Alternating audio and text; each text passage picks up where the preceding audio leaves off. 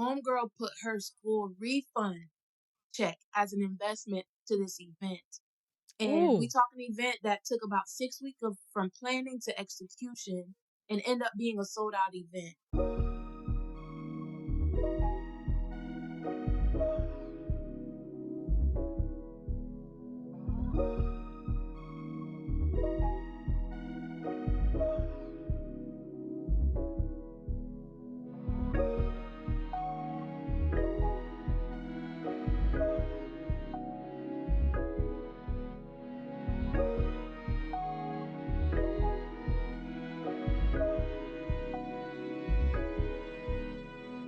What up, y'all? Welcome back to another episode of the Pretty Girl Progression Podcast. I am your girl, Sherelle. If you are new here, welcome. I hope you stay. And if you've been here before, girl, welcome back. And as always, make sure you like, comment, and subscribe. Tell a friend to tell a friend. Now, y'all, I have an extremely special guest today. I've been waiting to sit down with this young lady for quite some time, actually. Not only is she an entrepreneur, she is the content creator. She literally bridges the gap for entrepreneurs to meet, create, and just build community. I want you guys to give a big round of applause for my good friend, Evelyn. Hey, Hey, Ev. hey, how you guys doing? Oh my God. First of all, Ev, thank you for sitting down with me. You have been someone who's literally shared so many gems, and I'm just grateful that you could sit down with me so we can have this conversation with the community. So how are you feeling? How are you doing today? I'm doing good. I'm feeling great. We're finally having a winter type of weather, so the weather is dropping. Um, but Yes. yeah, everything is good. It's good to see you doing what you do best, man. Like I remember those Thank conversations and you. to see you at your element and it's phenomenal. It's phenomenal. Thank you. Thank Yeah. you. So listen, we're going to jump into some things today. This segment right now we're jumping into is called Miss Entrepreneur. I couldn't Mm. think of a better person to have a conversation with than to have it with Evelyn, who has really created nothing out of something. Ev, you're from originally Orlando, Florida. Hmm. So tell us about, you as an entrepreneur, how you transitioned from Orlando, what you were doing while you were in Orlando, to here as an entrepreneur and here as in Miami, Florida. Right. Ooh. Um, it was one of those things that happened by force. You ever felt like Mm-hmm. you were called to do something, but you're comfortable in where you at because it feels safe and it feels like security? That was for me. As a second grade teacher, working in a classroom, though I was miserable, but I knew no matter how I arrived, baby, every 2 weeks I was gonna get a paycheck. And Okay. so right? So it was just that safety net. But I've always had a passion for event planning, curating events, building community. So on weekends, that was what I was still doing as an event planner, like on weekends. Mm-hmm. Um, Unfortunately, in 2021, I lost my brother. So this was Mm. around the summertime. And so when this new school year was getting ready to kick back in, I remember just kind of sending a text message to the principal that did a phenomenal evaluation on me and gave me a whole new contract to return the following year. I was just all set, just knowing that I was going to be back in my classroom. But I hit her up, letting her know, like, hey, I just got news about my brother, and I also just tested positive for COVID. I'm going through a lot right now. I don't think I'll be able to return back to the classroom because around that time it was going to be teacher planning week because teachers come before the students come. And her Mm-hmm. feedback to me at that time was, well, Miss Joachim, I think it would be best if we place somebody else in the classroom. And so I'm like, well, dang, like now I'm unemployed and I'm about to plan a funeral. Like, what you about to do, God? you know? And I Girl. had a friend in Miami for the longest that was trying to say, like, hey, I think you should come here. I could see you just doing what you do out here when it comes to community and events. Um, at this point, I'm like, you know what? What's now what's holding me back? I might as well just bet on the idea and bet on myself and take that leap of faith and move to South Florida. And I did. And that's when I connected with Cassandra Moore via our mutual friend. And conversation happened. She told me just where she's at as a creative, where she's at as someone that aspires to motivate other creatives. I told her where I was at as an event planner. You know, now I'm here in Miami, Florida, and let's put our heads together and see what we can cultivate. And from that, you know, birth what is now called Content Creators Experience. And it's Yeah. been history ever since. First and foremost, I'm so sorry about your brother. Every time I hear that, my heart drops because me having three brothers of my own, Hmm. it's one of my worst fears. So that alone, you have to battle with the passing of your brother and Hmm. it's COVID and you basically get laid off. Hmm. First of all, how did you even maneuver like the passing of your brother and then saying, I'm just going to come to Miami during that period? It took 6 months. It took 6 months after the Okay. funeral for me to make that move. It took some time. Um, and when I kind of had an awakened moment from my dark place of depression, because I was grieving my brother bad. Mm, And just the things that was rehearsed in my mind were conversations I remember we were having when he just inspired to be. You know, he just had dreams of becoming X, Y, and Z, and mm, vision of buying a home and wanting to break mm. generational curses and um also had a mindset of business and entrepreneurship. And so I feel like that's the loss of my brother. I always say the loss of my brother. I felt like it was the death of me, but it really what awakened me to my purpose to say, you know what, I don't want to Wow. come in contact with nobody else and not strike their God given gifts and talents in them. And so Yeah. that's what really the energy I brought into Content Creators Experience to say I believe we all are called to an assignment. It looks different for all of us. And so I'm just like, okay, God, how do I channel this grief into positive energy to like, you know, water, you know, people's seeds, water people's visions, water people's purpose.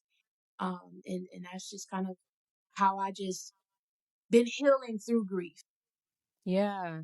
So, Mhm. the first time that I went through someone close enough to me passing was my cousin's mom. Mhm. And Monique, rest in peace to Monique. She was such a light. Everyone loved her. She was such like a fun woman, but serious. And when we went to her funeral, her homegoing, first of all, the church was so packed. It was overflowing with people Mhm. outside. And everyone had an amazing story about her. And I never had anybody as close to me pass away. So what would you say to somebody who is dealing with grief? Mhm. I would say,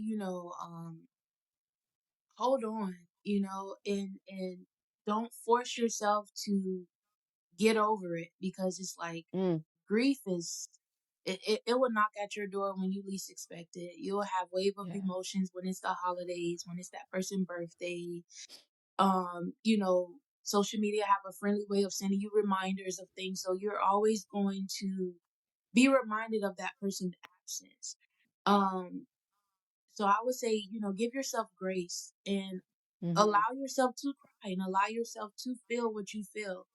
Um, because at the end of the day, nobody could really understand it if you haven't like experienced it yourself and Right. navigating through grief. But I would say,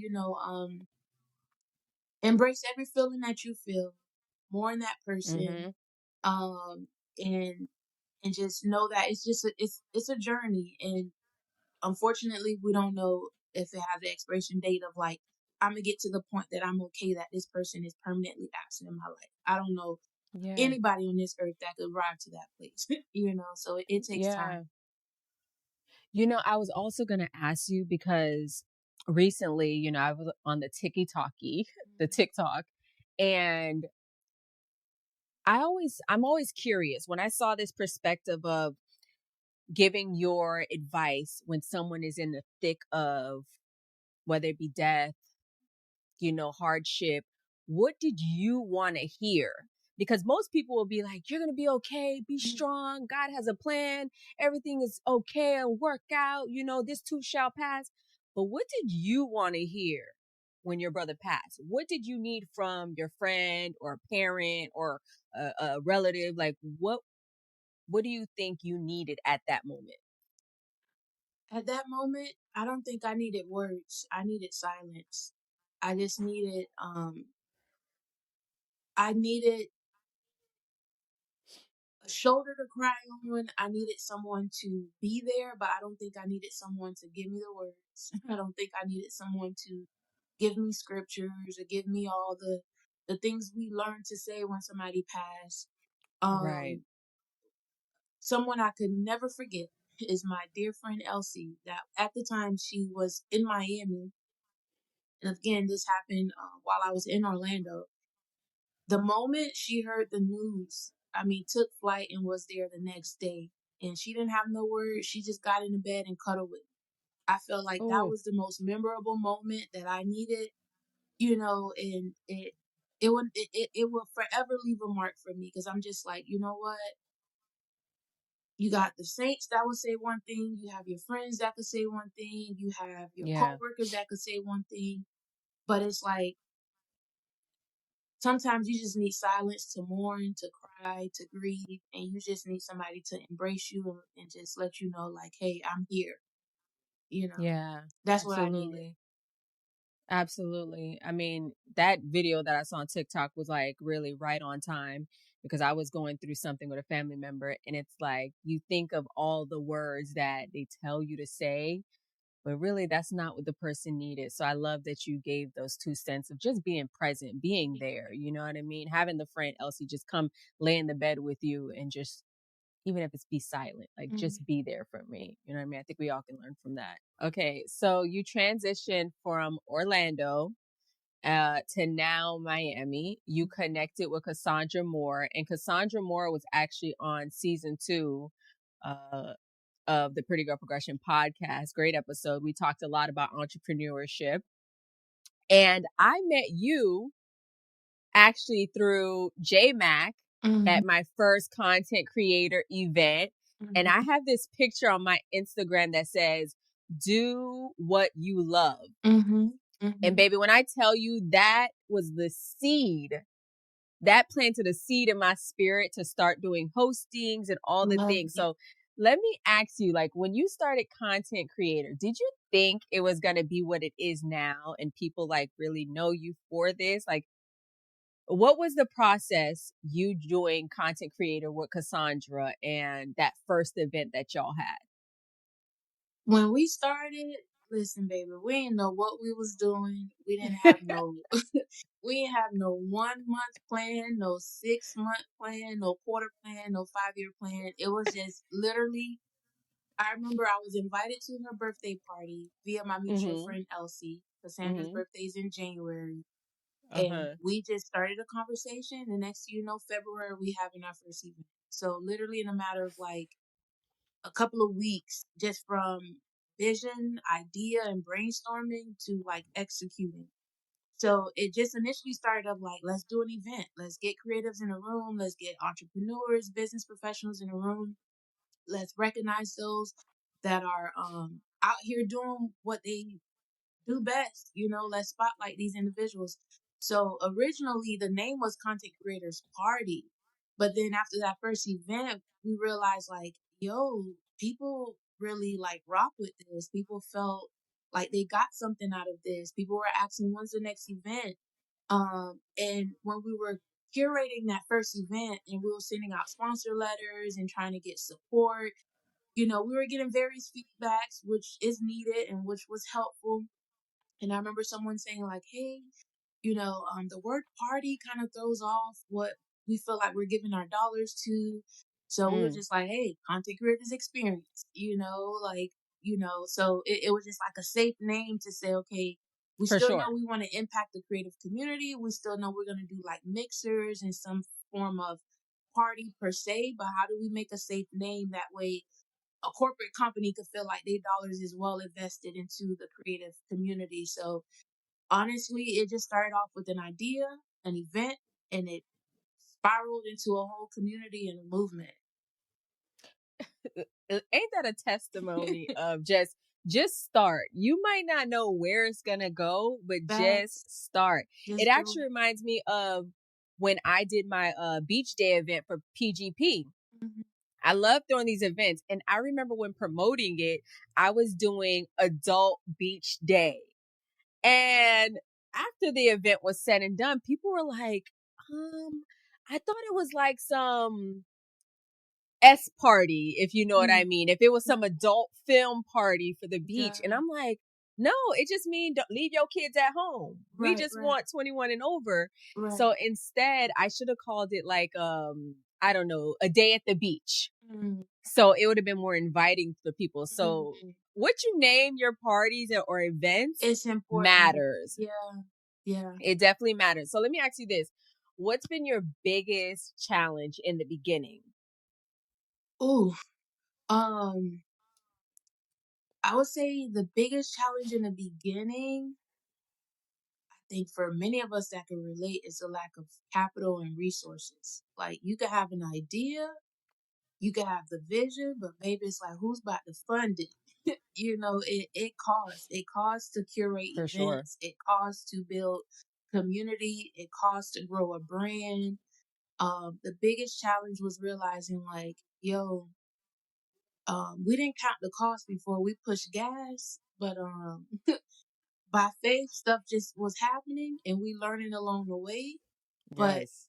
that was the biggest challenge financially. Yeah. The finance. Financials financial's always the thing, you know. Like, did you even set a budget at Mm, all? Did you say, okay, I want to do this event, so I know I need to have cups, I need to do a little decor. Did you set a budget? of course, we wrote out a budget. We actually went with the venue where she had her birthday party at, which was the escape room on South Beach. Uh, They gave us a price. We was like, okay, bet this a rooftop, this a vibe. The numbers, seem fair. But then when it came to initially pushing out the ticket sales, let me tell you how God be testing you though, sometimes. Like come he gonna on. test you. So what was Hmm. crazy was as we were pushing, ticket sales wasn't like coming in like that. And so I remember we were just like, uh, let's consider postponing or canceling it. Um, we Mm. were both pondering that idea. And so there's a mentor that I go to for a lot of counsel and just prayer and decision making. So me and Cassandra was like, hey, let me talk to my mentor. Cassandra's like, let me talk to mine and let's revisit this idea. By the time we both talked to our mentors, it was like, nah, baby, y'all doing this thing. And Ooh, so come I on. will always I will always give my hats off to Cassandra because very few know. At that time, I was full blown like entrepreneurship by force, like I told y'all. And at Hmm. that time, Cassandra was working at Amazon and was in school. Homegirl put her school refund check as an investment to this event. And we Ooh. talk an event that took about 6 weeks of from planning to execution and end up being a sold out event. And so it was just one of those things like, God, you showed up and you showed out, and it showed just her willingness to invest, to say, hey, you know what? Let me go ahead and pay this deposit the venue is asking for because we had a time, a deadline to meet to pay that deposit. And of course, we had a deadline to meet to pay off the final balance. But it was crazy how God took like, let me see how bad y'all want it. Let me see how Oh, willing to take, yes. a leap of crazy faith to see how Mm. you gonna invest before I show y'all what I'm capable of doing. And so it was phenomenal. It was phenomenal how it all played out. I feel like it's a testament to say, like, you really have to have people who believe, who have Mm, crazy faith. And yes. Cassandra's one of those people who have crazy faith. Mm-hmm. So it's all about who you're around to and what their belief is. And on Yes. top of investing, like if you're Yeah. not willing to put the money up, Mm-hmm. then then what are you really doing? Right. Do Right. you really want it? Because Right. girl, I've had to drop. Let me tell you something, baby. On Mm-hmm. this podcast, every little thing you see here, some things I done bartered. I may have got out of Yeah. the trash. I done, you know, invested hundreds, thousands, of dollars. But it's Right. like, how bad do you want it? And I feel like Mm-hmm. when you actually cement that, God is gonna do His part always. He Mm-hmm. always gonna do His big one. Mm-hmm. So, Yes. okay, so we've done a few things, right? And I say I've shown up to a few of your events. Mm-hmm. You've done a gala. Mm-hmm. You have done it's a content creator award show, Mm-hmm. which we won. What did we have? Like, we didn't win best podcast when I was with my other podcast crew, but like, what was it called again? It was the We got it from Official Glue. right. The Official Glue gave us an award, and it was definitely about. And Official Glue was on the podcast season 2 last Yes, year as well. yes. But I love that. I loved how you spotlighted so many different content creators. I got to see Cheyenne the blogger out of there. Mm-hmm. There's a lot of people who are doing huge things, not just in Miami, but in Orlando, that you're literally giving them their flowers. What has Mm-hmm. made you so like selfless to show up in this manner? My brother. Mm, I'm like, I'd rather give people their flowers while they alive than trying to give it yeah, while they in some casket, you for know. sure. Um, so that's just the legacy I want to leave behind to say, Yeah, how God, how can you use me to water, to plant, to foster community, to yeah, awaken other people's vision and assignment. yeah, That's really what I bring into my event planning. It's to say, hey, you might come in this room and connect with a producer. You might come in this room and find a host to help you believe in this event you want to put on. hello. It's inspiring to look back, though it has been a huge investment and a big risk, and we've taken a lot of L's. But sometimes it's a blessing to look back to say like, yo, look at y'all collaborating. Y'all met at this event. Like, look at this Yes, popping off, and this is your photographer, and y'all connected here. Like, it's a blessing, yeah, and even when we were curating the Spotlight Awards, and not, certain people were being the nominated spotlight. for different categories, for recognition.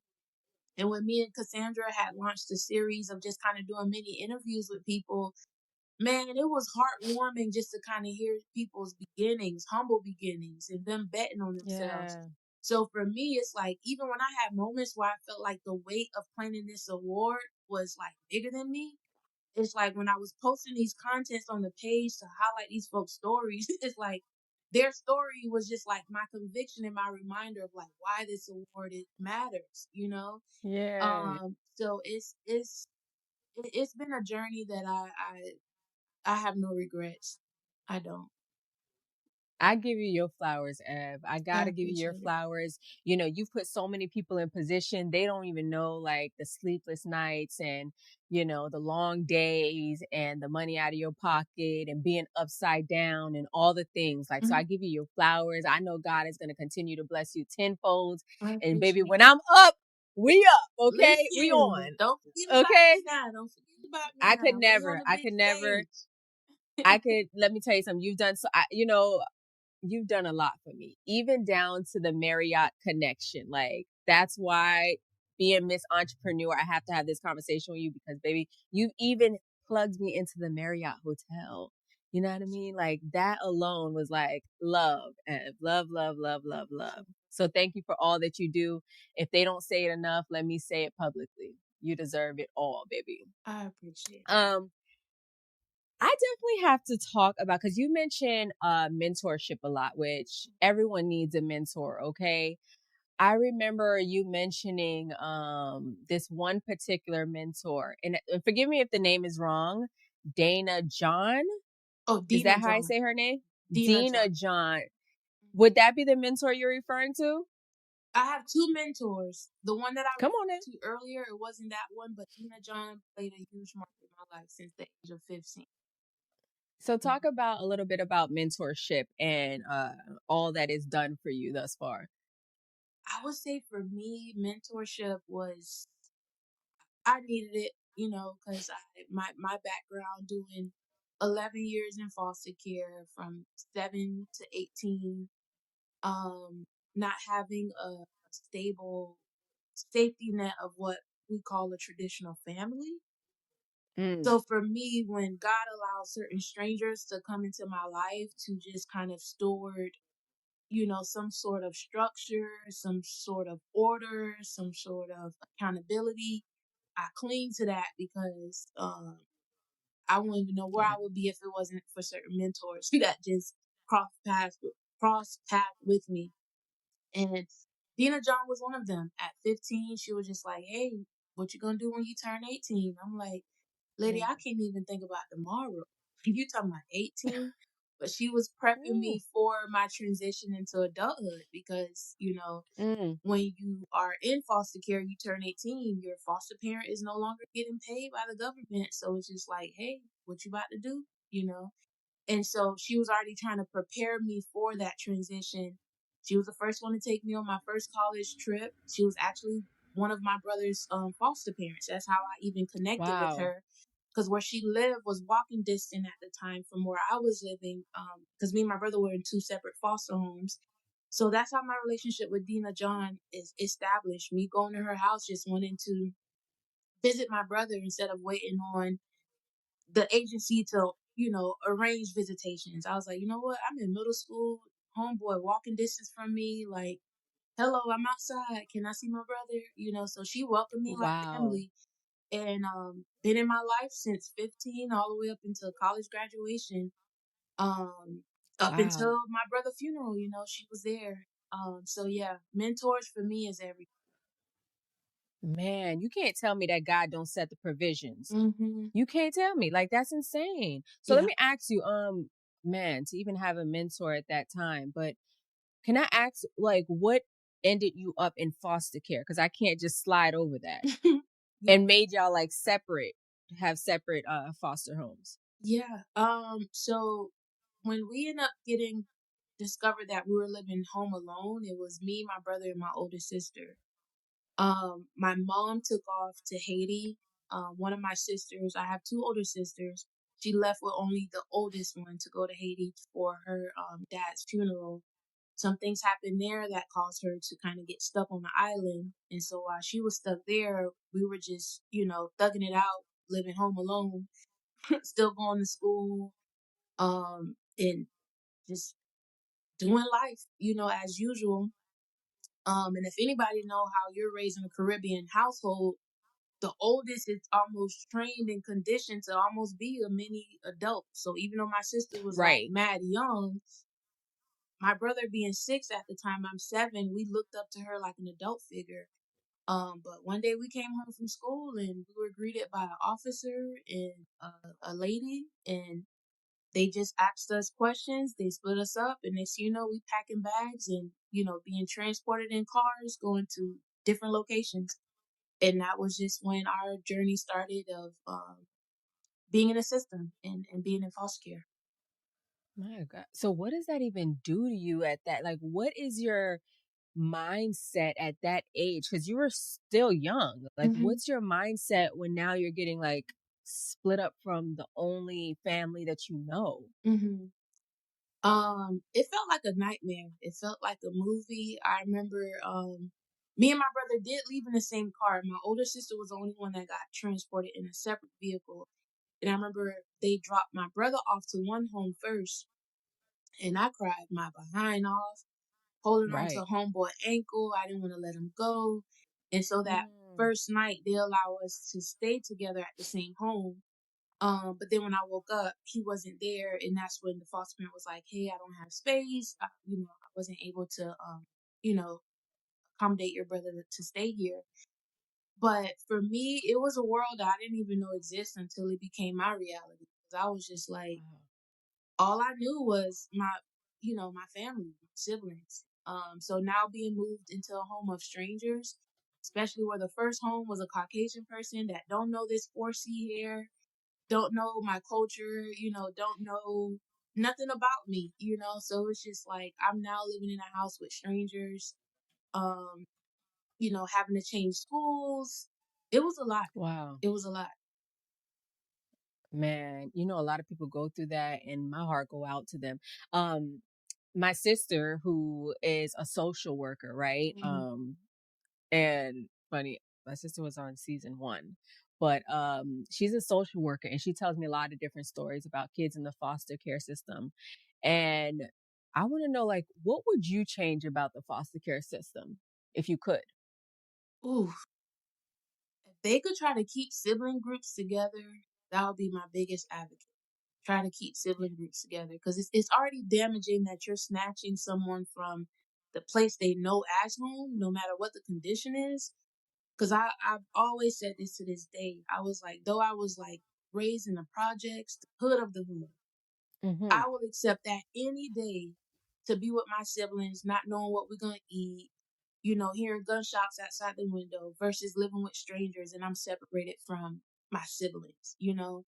So Yeah, my biggest thing, if there's anything I could change in the system, would be like keep sibling groups together, yeah, work harder to try to find relative that could get the kids out the system, like, and no flex, like, and that was the reason why I went to school for social work and I did a few years in social services, but I realized I needed some healing, so I had to come out of it because mentally it was mm, a lot trying to go back and work in the system and realizing like I haven't unpacked and healed from all of my trauma. So I'm like, how can I mm, better serve in a capacity that's not in the four walls of this agency? So I still yeah, advocate, I still help with events that gives back to youth in foster care. I found my realm in safety place of how I could still be a part and not be like in the mix of reading cases that's, awakening things in me and me feeling yes, some way. And, me realizing when I went back to work with the agency, I'm like, yo, this is a money machine. Like, y'all intentionally not looking for relatives to get these kids out the system. That way, every child in the system is a check, mm, And so that would mm. be my biggest thing. Keeping sibling groups together and, working harder to find relatives that would, accept these kids and get them out the system. Absolutely. Absolutely. Speaking of healing, I want to transition into therapy Mm, because we talk a lot about the trauma and unresolved issues and just wanting as adults now, like we want to be better. I'm on my therapy journey right now. I finally love found my it. therapist. Love. Praise the Lord. Okay. And it's been hard. It's been a hard thing to have a stranger basically listen to you, but then give you back certain things. And I've cried. I've been frustrated. I have homework that I haven't done yet because I'm literally going to have to sit with all the things. Mhm, So I want to ask you, like we have the strong Black woman narrative.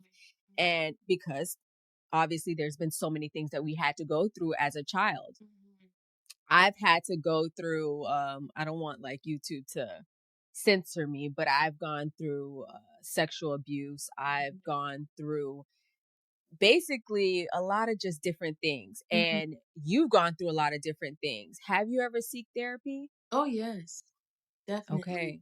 Um, Therapy was free for me when I was in foster care. Um, and they extended that support up until the age of 22, I want to say it is. A couple of years after you Mm, turn 18, there are certain benefits and perks that comes if you age out the system at the age of 18. And no lie, I tried to run from it because what anybody's in therapy, it's gonna have you to pull off the band-aid, pull off the yes. mask, revisit some areas you've been running from. So sometimes Hmm. people don't tell you like healing is painful. And Girl. so a lot of times it's easy to say, okay, let me shut this door and I'll open it when I'm ready. But Hmm. no, I've had to like dive back into therapy. I've had to realize like, yo, for me to be a better version of me for whoever I want to do life with, whoever I want to be a mother to, whoever I'm going to be an employee to, whoever I'm going to be a leader to. It's at the cost of me like going through therapy and getting healed, because you will bleed on folks that don't even deserve it. You know, Mm, it would condition you in a way. Um, the lack of therapy or the lack of having accountability for you to face like yourself in the mirror could really do some damaging to relationships that you could, potentially avoid. So I would say like, for sure. yo, jump in somebody's seat, get a therapist, because it'll be the best investment you'll do for yourself. And you know what I will say too, on this journey, I realized therapy is like dating. You Mm, know, the first person that you come in contact doesn't mean that they're the one yeah. at all. It's more so like a trial and error, and don't be afraid to try new therapists Yeah. until you get it right, until you feel like this person is giving me the tools that Hmm. I need. Right. And just don't run from it. Like I've noticed that now that and I feel like I found my therapist because she's an older lady. She is 30 years strong in the game. And Love it. our elders, they have no filter. She's like, Mm, I'm not here to just pat you on the mm, back and make you feel good. I'm here for us to do the hard work. And if mm, you're ready to do that, let's do it. And I just love that. I was like, this is my girl. So, what advice would you give to a woman, especially a Black woman who's still running from therapy? mm. I would say lean in, lean into the pain, lean into what you're trying to run away from, because it will really just allow you to be a better version of yourself, like Yes. hands down a better version of yourself. Yeah. Mm, It's really about doing the personal work when you get down to it. Like, do you want to stay the same or do you want to be the best version of yourself possible? Like, I facts. always look at life right now as, damn, I just want to be on the other side of the struggle, the Mm, other side of the like everyday hustle and bustle. I want to live what they call the soft life. And a part of the soft life is the healing, the mm-hmm, work, like mm-hmm. really just looking at myself in the mirror when I do the mirror work and say, damn, I love who I am becoming now. Yes, You know what I mean? yes. And what do they say? Like, you can't have pleasure without pain or pain without Mm, pleasure. Like, mm-hmm, it's just like a yin and yang. You need mm-hmm, it. You know what I mean? mm-hmm. So I'm glad. Are you actively doing therapy? Because I know you aged out and they extended it to you. Um, what was your like last therapist like for you? My last therapy session, but yes, I did continue therapy like in my adulting. And I've had Hmm. episodes to where I weaned off of it, and I'm like, oh, I need to go back in, you know, like, so I've been on that journey where I'm like, even right now, I'm just like, you know what? I think I need to go ahead and find me, tap in with another therapist, because life come with Yes, waves, you know what I mean? And it does. you need a safe space to just process, to hear For you sure. out. But yeah, so I would say for me, it would never be. Uh, I don't care what age I'm at. If I feel like life is life and it's some stuff that's kind of coming off the surface that I need to deal with, it's like, okay, let me get in somebody's seat. For sure. Because it's helpful. And I'll end with this. Therapy isn't a 1 year, 2 year. It's really a forever thing. It's Mhm. like a forever thing. If you think Mhm. about marriage, that's like therapy. It's like a forever thing. So if anybody needs therapy, I use BetterHelp. Uh, it's not a sponsorship. It's not something that I'm looking for. It's literally who I've just been working through, and I really adore BetterHelp. So if you need a resource, that's who I go to, and let me know what you think about BetterHelp. I have a question for you Yeah. though. Oh, okay. um, what would you say? Like, how long have you been in it now? Oh, I want to say I've been in therapy 2 months now, and Okay. that's really what like transition. No, a little bit over. maybe 3 months. Okay. Because the first time I really didn't like my girl, because it's like weekly. So I'd Mhm. say like 3 months now. Got it, Yeah. got it. And are you feeling like burdened? Like, are you feeling lighter? Are you feeling like a change? Baby. So my third therapy session, when I finally found my one, she was like the third session with Miss Diane. Mhm. And I cried, girl. I Mm, cried. I didn't think I was going to cry so soon, but she really let me know, because my parents were the first people to really let me down, really mm, disappoint me. They didn't protect me how they needed to protect me. And for years, I was just telling myself, like, oh, my parents are just the vessel to get me here, like anything extra. And what I mean by extra is, you know, giving me the tools that I need to navigate this life. I don't feel like I got that whatsoever from my parents. mm, But she just really was like, it's okay. Like, no, they didn't protect you. That was their job. And I just boo-hooed and cried, and she just let me know it's a great thing that you have your boundaries and your, mm, showing up and just holding them accountable. mhm. So it's been beautiful so far. I look I love forward to it. more. What's today? Today is like Friday. I got one on Monday morning with her. So I, I'd be looking forward to therapy, because I love she be it. getting me together. So yeah.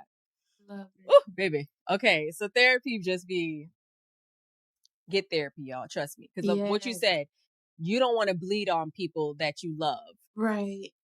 That's a big thing. Um, there's one person that we have in common that we absolutely love and adore. And I feel like this one young lady, and there's millions, there's a lot of Mhm. different women who are just like killing it and thriving. But Mhm. baby, Tabitha Brown, Come on now. Miss Tabitha Brown, Yes, baby. if you, baby, Miss Tabitha Brown, if you are watching this, you are more than welcome Listen, to we're gonna come on send the you Pretty Girl this Progression episode by podcast. faith. Yes. I just love her. To me, she Yes. is the culture, and she has taken who she is, her Mhm. whole authentic being, and Mhm. she has literally shifted the culture to say, like, it's okay to do it all, because you're Mhm. doing you so well. You can Mhm. do it all. She got products in Target. Yes. I don't know if it's in Walmart, but she's heavy on the Target, Yeah. baby. From Mhm. like air fryers Mhm. to cutting cook tools and pots Yeah. and pans, and I just love her. What do you love most about Tabitha Brown and all that she's accomplished? I would say her authenticity. Like she's Yeah, just her when she arrived. No through matter and if she's through. in a car, the bathroom, taking out her twist for her curls. She's just her. Like Yes, she is just unapologetically just herself. And it's like she has really cultivated just such a message of like I would say of faith and absolutely. that is possible. You know what I mean? Because Yes. as many of you all know her story, like she was driving Uber, Yep. just stopped on a break to, try a sandwich and just gave a review and her career popped off ever since. Yeah. And I love to see that in our black and brown community. It's just Yes. like, yo, you out here like she doing everything and She and really doing it is. so well.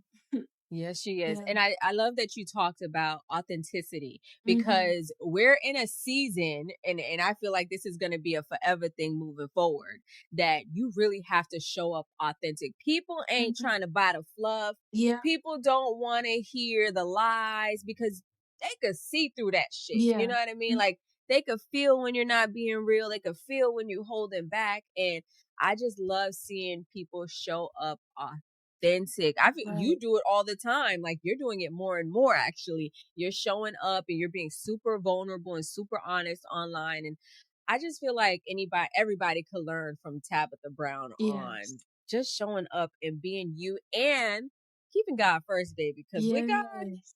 all things are Yes. possible. Facts. I just love Facts. that. I hope for our culture we show up more authentic, because we are the culture. Mhm.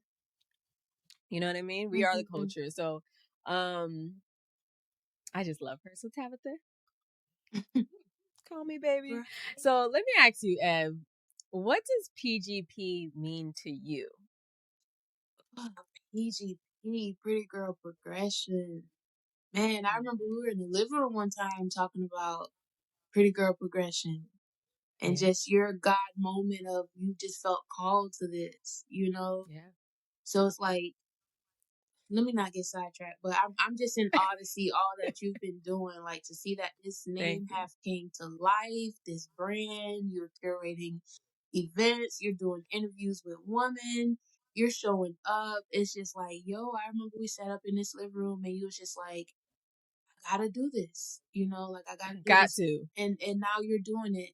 So when I think of the name, I just think of everything you're representing. Like you're arriving and you're evolving in just the oneness to who you are. Like when I think of pretty girl progression, I'm thinking of somebody just like I'm that girl and I'm progressing. Okay. I'm Yes. I'm progressing. I'm doing the inner work to progress. Yes. Um and you're doing it out loud, and you're talking about me showing up. I love how when you showed up in your stories and you're taking out your hair and you telling us, like about your therapy session or you at work and you're talking about goals, like, it's seeing that journey of you progressing, and it's like, um, that's what I think about it. When I think of pretty girl progression, I'm thinking of somebody that know like I'm that girl and you're just gonna see me on my journey of becoming. Yes. Amen to that. With that, Ev, I just want to thank you for being on this episode Of because you course. have been a complete gem. Um, how do people reach you? How can people support you? Okay. Give us all that jazz because we're gonna put it in the description. Of course. You guys can reach me via email. It's my first and last name at gmail.com. I ain't gonna try to spell it all out. They say they're gonna put it in the description. Got you. You can hit me up via DM, whether that's the Content Creators Experience page or my personal page where I blog about everything from life to entrepreneurship to Yes. spiritual. You're gonna get a little bit of everything when you it's Journey with Ev, so you're just gonna get all of me on Journey with Ev. Um, yeah, connect with me on either platform and by email. And how can you support me? I would say if I'm curating anything, pay and show up. If you want to support anything, consider being a sponsor. Um, and a like and a follow go a long way. So even It that too. does. Everything don't always have to be transactional. I believe Amen. in genuine support. And if you're a believer and you could pray, baby, pray for me too. That's how you can Okay. support me. Amen on that part. Yeah. Y'all, thank you again for tuning in to another episode of Pretty Girl Progression Podcast. If you want to support Ev, you have all the details. And if you just want to support Pretty Girl Progression, because we do it for our ladies, you can go to www.prettygirlprogression.com. We have merch, we have resources, we have tools on there. And like Ev says, it goes a long way to like, comment, and share. So make sure you're doing that. Hit the subscribe button. Yeah. And until next time, Queens, love yourself. And remember, this is actually on audio. It's on all streaming platforms. Yeah. Okay. So we have Apple, Amazon Music, Spotify. Okay. Hit the download, baby. Okay. We're on everything Okay. audio. So yeah. So I love you, Queens, and just take care of yourself. Proud of you, Sherelle. Keep doing Thank you. it.